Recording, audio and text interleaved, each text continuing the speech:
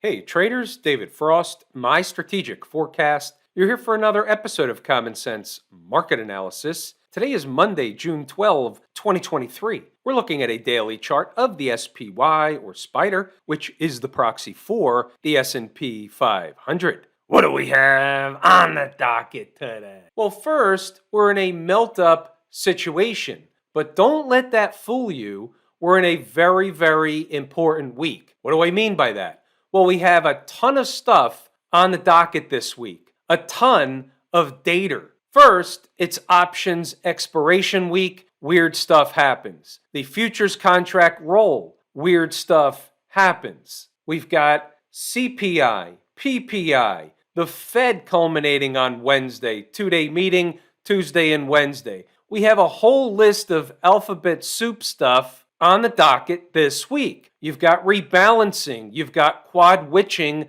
options expiration, FOMC, PPI, CPI. I think you even have a phony jobs number of some sort later in the week. There's no shortage of excuses or reasons to move the tape. Which way? That's the $64,000 question. Let's say the melt-up continues for a little while. What's the next major area of resistance above current price? I would get out your sticky notes for this one. We're going to call it 435, give or take, but it's not because it's a semi-fat round number or anything. The actual number is a few cents higher. It's actually a spike above by just a little bit, 435. That's an area of overhead resistance. What happens if they keep going? What's the next one? 436.75. Put that on a sticky note as a just-in-caser. When you look at a weekly chart, we have to notice where we are. So when you look upon this pivot high, that comes in at 431.73. We're above that now. That opens the door to the space between the next big-time pivot high and all this stuff in here. Well, where is overhead resistance in there? Well, that's the trick. 435, call it 04, 436.75 are the next two major important numbers. What if they pull the rug out on the first piece of data? What if they pull the rug out tomorrow morning on Turnaround Tuesday? Where would they be going? Well, what were we talking about last week? They're eating time off the clock, and if they continue to do this, and they continue to stay above the breakup candle low, they're going to push higher. That's what they did. They started on Friday. They gave a little fake out candle. We talked about this in the live room this morning. And here they are pushing higher. So what happens? Well, the last area that they broke out from is somewhere in this zone, somewhere down below 430. That's where they would be going on an early Tuesday shakeout operation routine. Of course, inside the numbers and members in the live room will have the exact numbers on an as and if needed basis. We can even say today's low, which happens to be around 430, big fat round number, that's the first area you're likely to see what's called a bull-bear battle ensue. Put that one on a sticky note for tomorrow as a just-in-caser. I'm not saying they will be down there. I'm saying if we get a turnaround Tuesday or a turnaround Wednesday or whatever, that's the first place they're going to retreat to. It's the first place they're going to want to run a test of. What about inside the numbers? Was anybody able to make money today? Well, there was a handful of traders, even in this quiet tape, that was able to take advantage of, specifically in the live room, of some commentary that said, hey, if they stay above this, they're okay. And by the way, it was also written inside the numbers, and you'll see it later as I scroll up. So we had a buy the market if you want to play for the float type of situation on the board, and we knew where it was wrong. Well, let's take a look at what we had at 0 dark 30 on the board. We'll start with today's numbers down here in the middle. 430.15 will be our early pivot. We think better in pictures, so right of the vertical is today's activity. You see the low of day here was 430.17, 2 pennies above the pivot. Now, the question you might ask is, why was 430.15 the pivot and not the gap? Why wasn't the gap important down here at specifically 429.89 was the gap that we were looking at today. Depending on what chart you look at, it moves around a few pennies. But why wasn't that the important number as opposed to 430.15? Well, that's part and parcel to some of the value inside the numbers and in the live room. The numbers are specific, not to a gap, not to a specific place all the time for the reason you might think, but the numbers come from a calculator. And guess what? What we also knew inside the numbers, the live room, 430.15 was the number, but it would not be out of the ordinary for them to come down 20 or 30 cents and fill the gap. They didn't do that, so the number was in fact the pivot. They stayed above, they ran a quick test, stayed above, they couldn't even get to it, and they took off for the rest of the day. We had a target on the board. The target was if they stayed above, the door is open for 431.75. Well, obviously they got there and then some, but it all starts somewhere. Back to the pictures, and you can see here that certainly that was overhead resistance. Well, how do we define overhead resistance? Well, there's two phases. First, the market stops going up. So you can see here the high was 431.74, no accidents or coincidences. They try it again, they get above by a few pennies, then they just run sideways for a while. Well, they're eating time off the clock. Now, they stopped going higher, but they were not rejected. So if they can get above, then they can push higher. So resistance is first they stop going up. They did that, but we have a lack of participation. It's a slow tape. You got a case of the Mondays out there. The market will get volatile this week for certain. It's going to go somewhere. It's going to go in either or both directions, and it's going to do it in a faster manner than we saw today. What normally follows low volatility or a creeping market is a faster market. That's just the way it works. Doesn't have to be the next day, but we're not going to get a sideways to slow to grinding creeping market all week long. That's not the way this week should work. Now, I say should with a grain of salt. Should is not a guarantee of anything. This is just using the 80-20 rule. 80% of the time, the market does the same stuff over and over. When we have this many things on the docket, we could expect things to get a little more exciting than they were today. That's normal garden variety. Pause the video, read the notes, go back to the chart to double check the work. You're not going to see a whole lot different in here than above 432. That's the former high. That frees them up to go higher. If they start closing candles above 432, they start the next trek higher. They did that. They found initial resistance where they were supposed to. It was a target and overhead resistance. That was the 431.75, close to the former high. Read the notes. Go back to the chart and double check the work. What about stocks on the move? Not a lot of fanfare there either today. We'll take a look at two that hit their entry objectives. We'll look at Coin and we'll look at NDAQ, which is the NASDAQ.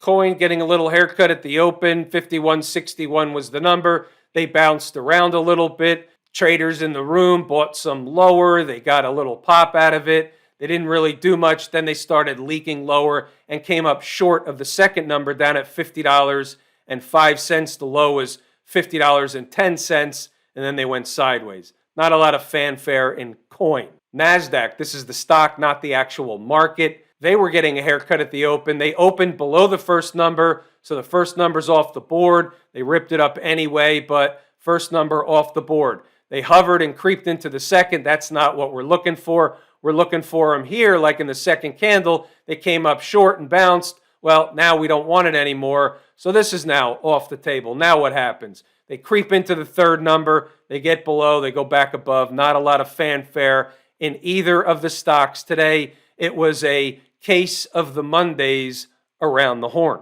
This wasn't a trader's market. You got a one-way tape in the S&P for most of the day, and you take the market they give you, not the one you want it to be, and you move on to the next day. We don't get FOMO, and we just wait for the market to give us what we want, and we have patience because what? Because there's a trade around the corner 100% of the time. What's going on over in Camp IWM? Came up short of our resistance zone. So the longer that they eat time off the clock and run sideways, the more likely they are to either bust through or get to the top of the zone a little bit higher, as they're essentially what we call recocking the gun, resetting the tape. Just as a refresher, the IWM on the weekly chart will remember this, breaking out above the top end of the range. What was going to happen? If they did that, the energy was going to be released in the upward direction and they would start working their way toward the breakdown candle high area. They did that. Mission accomplished. The next question is, how high do they go? And this week we'll tell a big tale. What's going on with the folks down at the transportation department? Secretary Buttigieg. They're eating time off the clock. As long as they stay above this breakup candle low, 14,064, these moving averages, she's eating time off the clock. Get above this 100 and stay there, and she's still eating time off the clock, but in better position yet. When you look at this technically, what'd they do? They came back to fill the gap, so they did that. There's a lot of resistance up in this area, the resistance, the pivot high. So all this is an area they have to work their way above. Doesn't happen overnight. As long as they stay above this area, then they're likely to continue eating time off the clock to get up more into this area. Look at it this way. Let's look at the monthly chart. We'll just use it as an example. Doesn't matter whether you're looking at a 5-minute or a monthly chart. All charts act and react the same way. Here you have a breakup candle low. So they ran a test a couple of months in a row. Little short, closer yet, but never spiked it. But now they're headed back in the other direction. You get back above the 20, and there'd be above all the moving averages on the monthly chart. You close above there, and that's a bullish signal. So what's happening here is they had a pullback into retest or run a test of a breakup candle low. They bounced off of it, successful test. The question is, can they complete the job, get above here, and if they can, start long-term again, start closing candles above there, then there's another leg higher, first to run a test of that pivot up there. That's the big picture. There's other stuff in between. It's a monthly chart. These things take a long time to develop, but the concept is we could have had the same conversation on an hourly chart. You see how all charts act and react the same way? Sure you do. What about the Qs? Anything different? No, it's still a melt-up operation. Remember this day here? Above all the moving averages, the trend is your friend. That's what we said. Didn't really make that big of a difference. If they were going to come down, they would have had to do it likely the next day or two. They didn't. They went back in the other direction. It's still a melt-up operation. 360, 275 to 363 is the next big-time spot where they can have a reaction. And if they get above, they're going to start working their way to run a test of this pivot high up there. I would put that one on a sticky note. Keep in mind, markets are melting up. Somebody's going to pull the rug out for some reason. At some point, market's going to have a pullback / begin some kind of correction or at least a pullback. That's the way market works. I'll also turn your attention back to the Spider Weekly chart, and we'll note that we're in an on-time type of situation, which can certainly leak into next week. What's next week, by the way? How about a tinfoil hat event? Hey, you doing? On-time situation, tinfoil hat next week. Markets trade up or down into those events, and they can be ripe for a turn.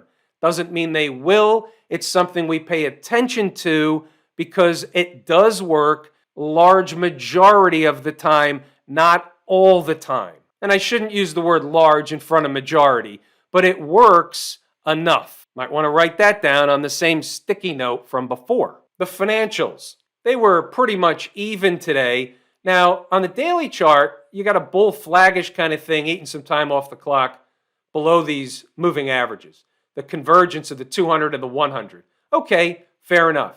What else do you have over here? Well, you got a pivot high right here, so they're eating time off the clock under that. You got another one right above. Then you have the moving averages. There's a lot of stuff above, so they're eating time off the clock to build some energy to work through. But what else do we have? Weekly chart, you got a bearish wedge. So here you have a wedge, and there's a range, okay? So they can work to the top of the range and the bottom of the range. Once they break the chain, as I like to say, break out above the top or break down below the bottom, then it breaks the chain. This one is going to play out way lower if it happens. But if it goes up, what's going to happen? Well, the same thing that happened with the IWM. If it starts to go up, they're going to start working their way up toward the top end of this breakdown candle. Now, we don't know exactly where. You got a 100 period moving average up near the top. You say the top 20, 25%. That's the area that they would get sucked up to. We're not saying that is happening, and that doesn't have to happen all in the same week, but that's what happens if they break the chain. What about Smash Mouth? Anything wrong with the semiconductor space? Well, not really. All they're doing is running a test of the high that they made. Remember, we talked about this a number of times. Before the other markets found an interim top, the SMH topped. Now, here we are trying to bust out to new highs. Now, other markets are already busted out to new highs. The Qs, the SPY, the SMH, or the semis, is a good proxy for the tech space as a whole. So as long as there's nothing wrong with the semis, then technically there's nothing wrong with the Qs until there is. We can call it the Q canary, kind of like the folks down at the transportation department. They're my favorite canary in the coal mine for the S&P 500, the overall market. Well, more specifically, the Qs have the SMH as a private canary. Have I told you how much I appreciate each and every one of you? Without you, these videos are not possible. That is true and accurate information. We're pulling the ripcord here today. I'm David Frost, my strategic forecast. Thanks again for tuning in to another episode of Common Sense Market Analysis.